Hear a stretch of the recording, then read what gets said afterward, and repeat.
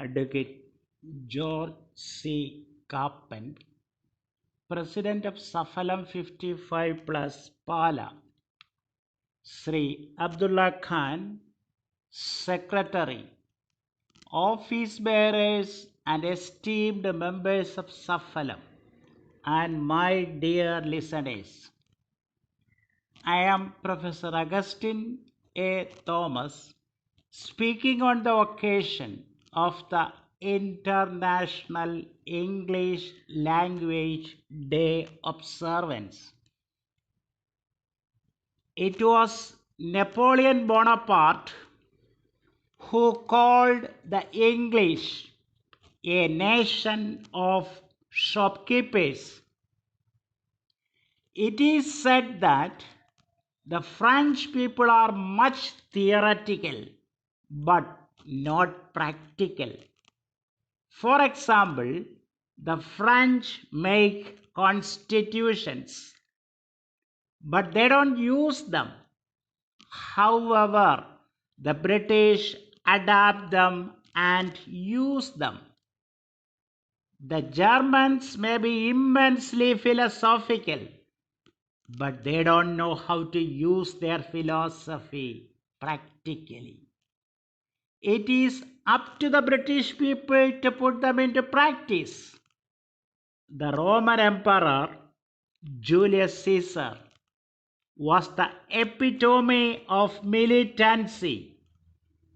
It was for Julius Caesar to make an easy conquest of the then existing Anglo-Saxon territory. Hence the usage veni, vidi, vici. That is to say, he came, he saw, and he conquered, came into use.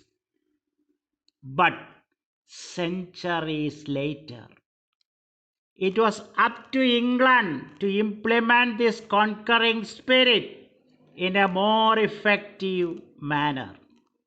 They showed the stamina to defeat the invincible seeming Spanish Armada in the 16th century and the unbeatable Napoleon in the 19th century.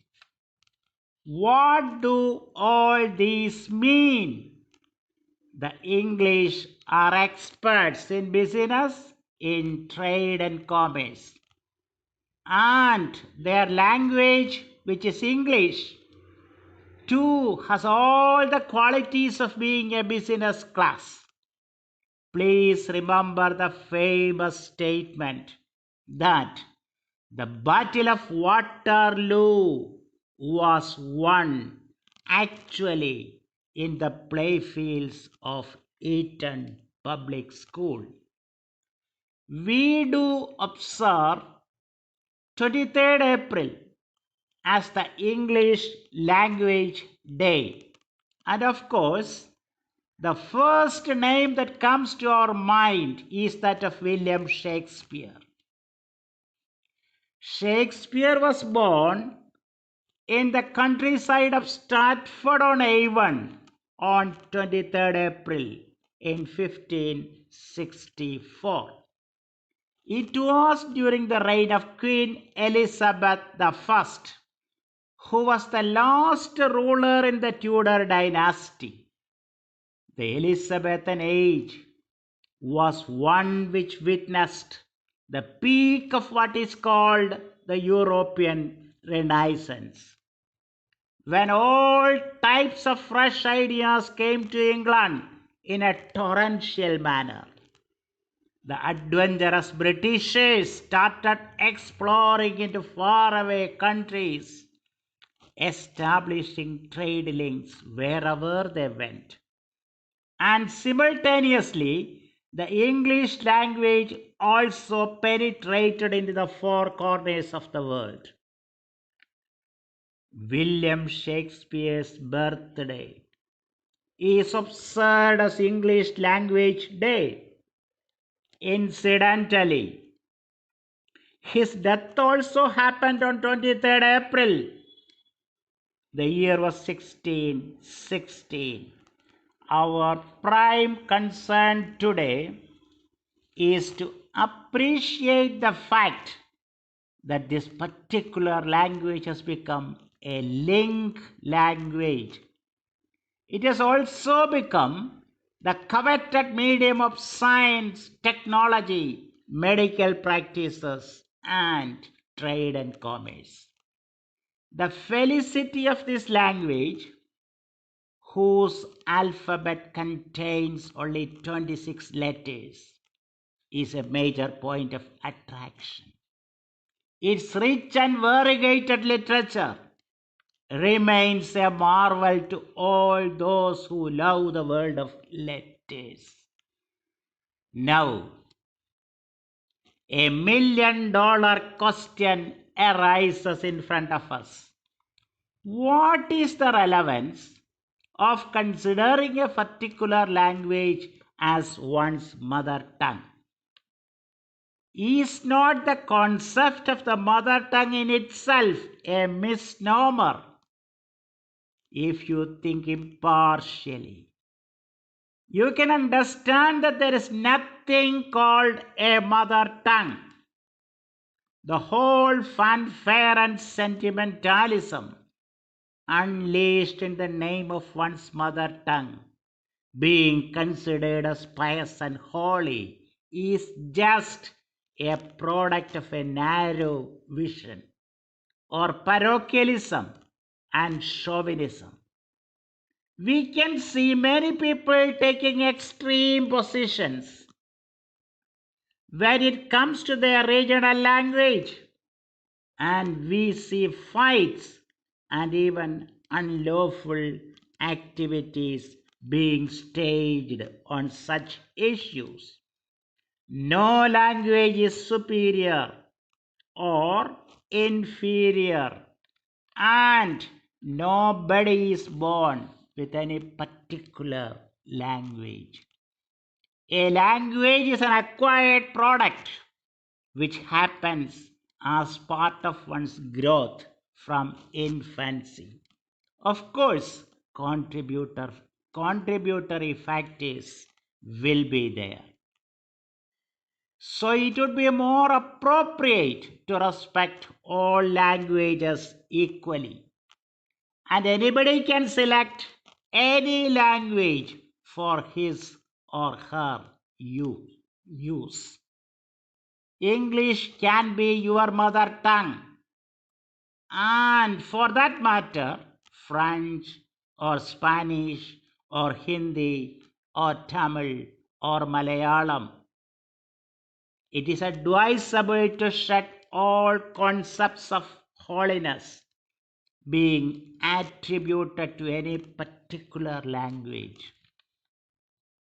Since our exposure to the English language has remained a stable and solid one, it would be in the fitness of things to tap powerfully the manifold possibilities available with it. A few names come dancing in front of us when one starts delving into the inside of English literature. Some of these names are T.S. Eliot, W.B. Yeats, D.H. Lawrence, E.M. Foster, Bernard Shaw, Charles Dickens, Emily Bronte, Tennyson, Browning, Matthew Arnold, Charles Lamb, Hazlitt, William Wordsworth, Coleridge, Keats, Shelley, Lord Byron, Dr. Samuel Johnson, Dryden, Alexander Pope, John Milton, Christopher Marlowe, Francis Bacon, Spencer, and Chaucer. One will have to feel blessed if he is able to create a rapport with one or more of these illustrious writers. One Shakespeare in himself is enough to transport the reader into wonderlands of human attainment through the medium of English language. So far, his genius as a dramatist and as a poet remains unsurpassed and unmatched.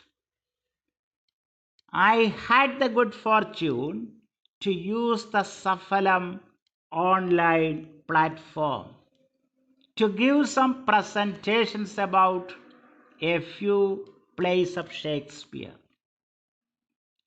And I feel honored to note that these were well received and they have elicited positive responses from lovers of English literature. Hitherto, I have presented 8 dramas. They are King Lear, Othello, Hamlet, Macbeth, Antony and Cleopatra, The Tempest, The Merchant of Venice, and As You Like It. In future, I propose to give 2 more presentations. They are on Julius Caesar and Henry IV, Part 1. There is a certain rationale in selecting these 10 plays.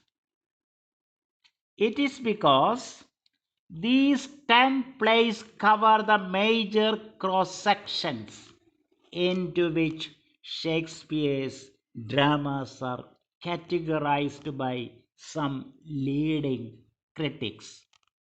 The divisions are as follows: the 4 illustrious tragedies as a group, the festive comedies, the problem plays, the Roman plays, dramas on British history, and the final romances.